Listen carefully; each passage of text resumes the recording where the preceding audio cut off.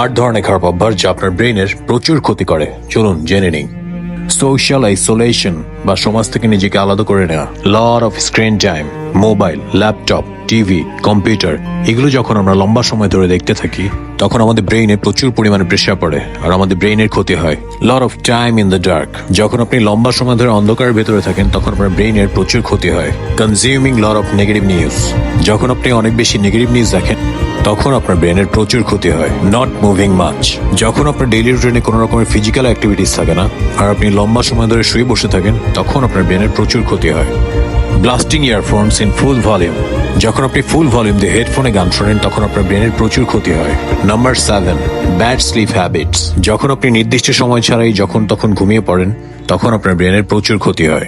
Too much sugar, যখন আপনি প্রচুর পরিমাণে চিনি খেয়ে থাকেন এটা আপনার ব্রেনের প্রচুর ক্ষতি করে। Thank you guys for watching. Do follow for more videos like this.